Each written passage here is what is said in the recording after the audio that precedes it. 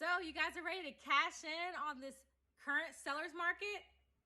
Well, check out this video to get yourself ready to go on the market. I'm giving you 5 tips today on getting yourself ready on putting your house on the market for sale.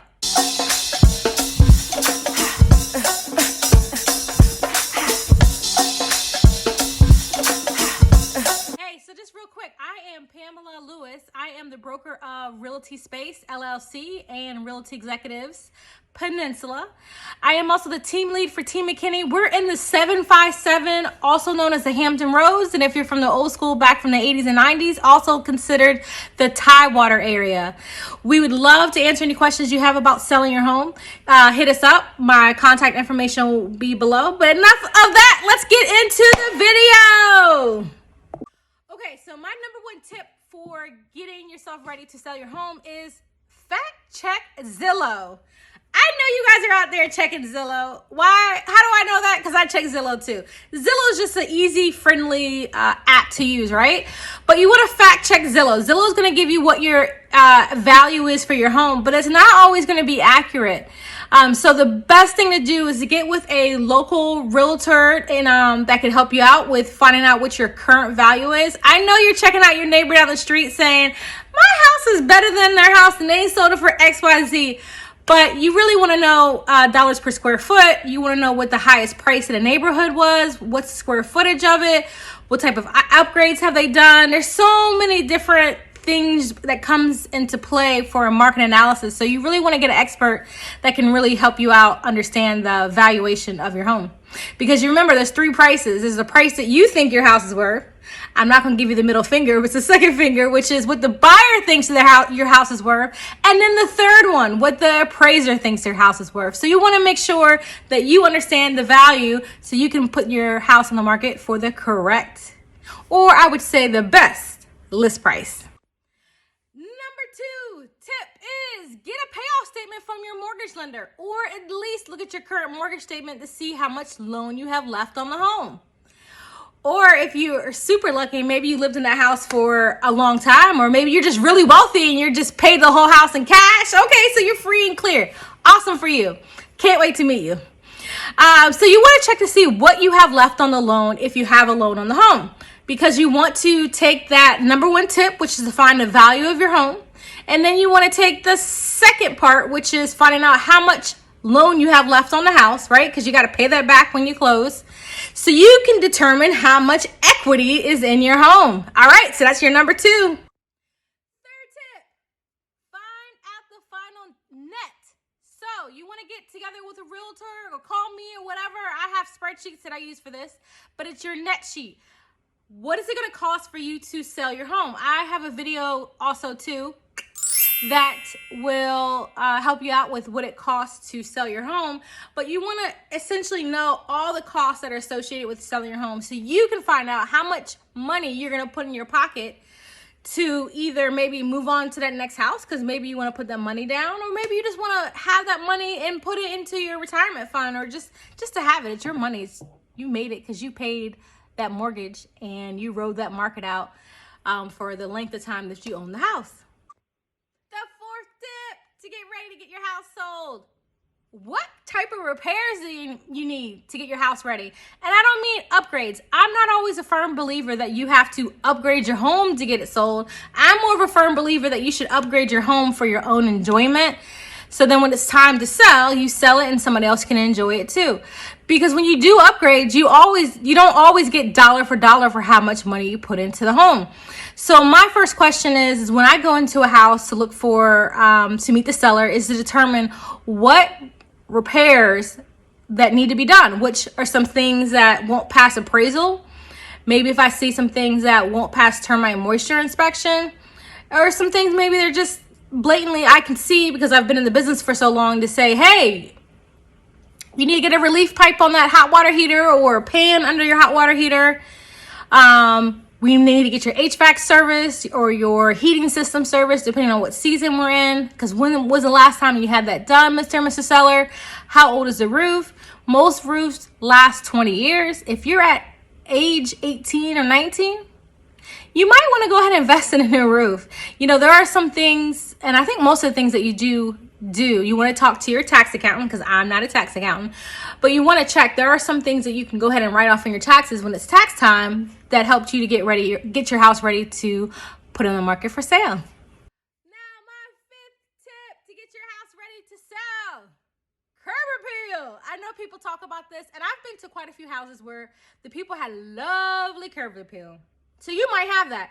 But if you don't, and you know you don't like going outside and you haven't done any mulching or flowers. Now, quick tip on mulch. You don't want to use every type of mulch that's out there, because termites love wood. What is mulch made out of? Wood. So you want to make sure it's treated. I have seen it before, over time and time again, of someone getting mulch and then there's termites at the house. Termites don't have eyes. They smell. If they smell wood, they're coming to your house. So you want to make sure that if you do mulch, you make sure you get treated. You want to make sure, my recommendation is what I normally do is I take a picture, right? And so my eye is trained to know what a house should look like. So I'm going to kind of train you a little bit. So if you take a picture of your house, and if your house just looks flat, right? It's just a house. Maybe you have a few flowers, and maybe you don't, maybe you just have weeds. So the best thing to do is you always want to have a cut, and you want to have an edge. That makes your house look golden when you photograph and also for showings. Then you want to go ahead and start adding the layers onto your house to make it look really rich from the curb, which is making sure you can see your numbers from the street. So they're old and shabby, they're inexpensive. Go ahead and upgrade your numbers to your home. You want to make sure flowers adds another dimension to your house. But make sure you do fresh flowers. I've had some clients in the past, and if you're watching this video, sorry, I should have told you. But I mean, you were so excited about it. There's a few people I know that had fake flowers. Don't do fake flowers because it doesn't show well with photos. Make sure you do fresh flowers. That looks really great for pictures, and it looks really great when buyers come up. Now, you have to note this. If you do the fresh flowers, you're gonna have to water it every day. So kind of pick your pain. If you know you're not gonna water it every day, don't put fresh flowers. Maybe you need to do some green plants with no flowers to it. Maybe you hate bees, because remember, flowers are gonna attract bees, right? So you may want to just do greenery, and that's fine too. What you're doing is you're adding layers to the home to give it that curb appeal. A lot of people throw around that curb appeal term, and I don't think people know what that really means. But it really means is like a fresh cut. So if you're at that curb, from the time you hit the curb and the time you hit your house, there's some type of appeal. It makes people feel in love, kind of like that warmth.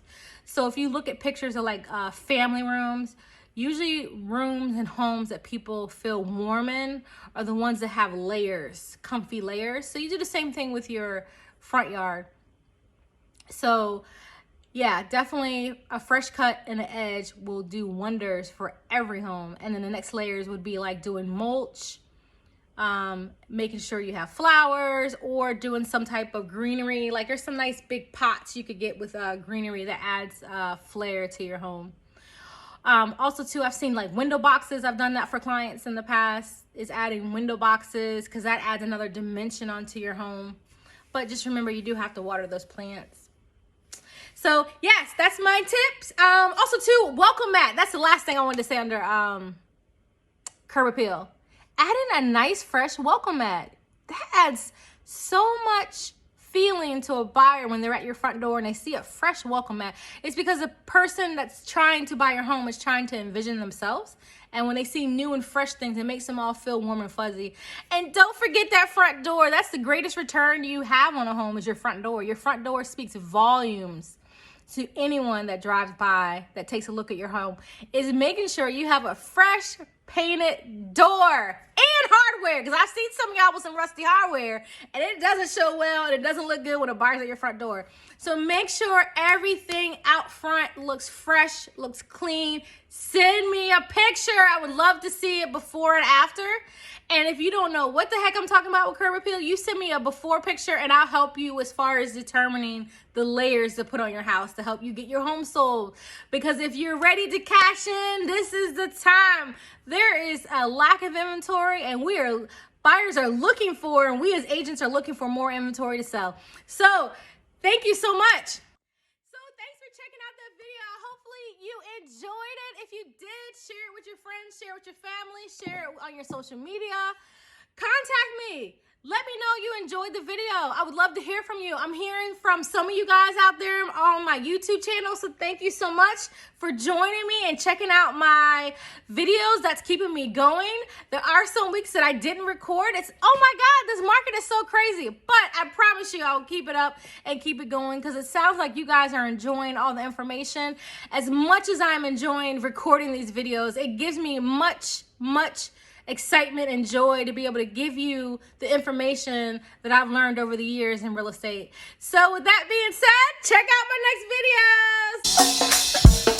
next videos.